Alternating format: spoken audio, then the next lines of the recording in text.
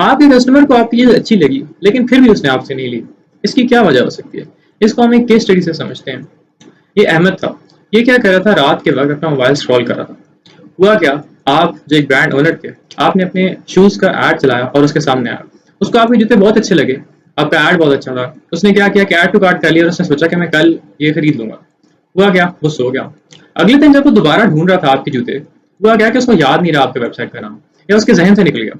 तो जब आपके जूते दोबारा ढूंढ रहा था तो उसको मिल नहीं रहा था आपका ब्रांड। हुआ क्या, फेसबुक को लगा कि अभी इसका इंटेंट है शूज को बाय करने का, तो उसके सामने और जो जूतों के ब्रांड थे उसके ऐड आना शुरू हो गए।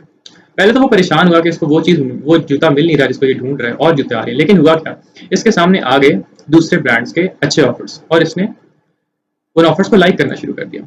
इस टाइम पे हुआ ये था कि आपने उस कस्टमर को आपकी कोल्ड ऑडियंस से वार्म ऑडियंस में शिफ्ट कर दिया था। उस वक्त आपने जब उसको अवेयरनेस दी तो उसका इंटेंट बन चुका था। अगले दिन जब वो उसका इंटेंट था तब आपके ब्रांड की अवेयरनेस उसके पास थी नहीं।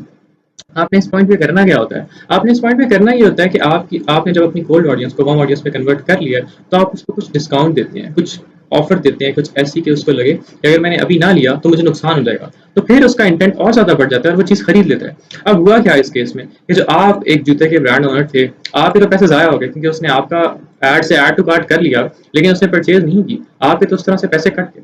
इसका सोल्यूशन यही है कि आप जब अवेयरनेस दे रहे हैं तो फिर साथ इंटेंट भी होना चाहिए, और जब दोनों चीजें मिलती हैं तभी परचेज होती है। अगर आप अवेयरनेस दे रहे हैं और उस टाइम पे उस बंदे का इंटेंट नहीं है तो परचेज नहीं होगी।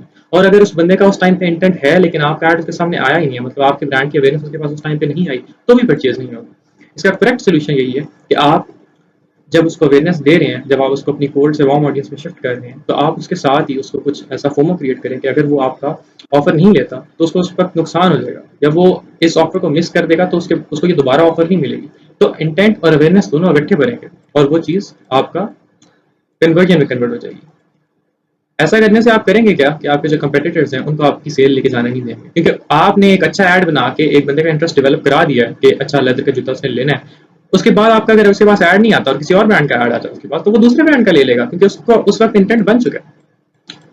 तो अगर आप भी चाहते हैं, आपकी भी ऐसे ही ब्रांड्स के अंदर मिस्टेक्स हैं और आप चाहते हैं कि आप अपने ब्रांड्स को स्केल करें, तो आप हमसे कॉन्टैक्ट कर सकते हैं। आप मुझे डीएम करें ऐड बेटिंग और फिर हम देख लेंगे कि हम साथ काम कर सकते हैं या नहीं।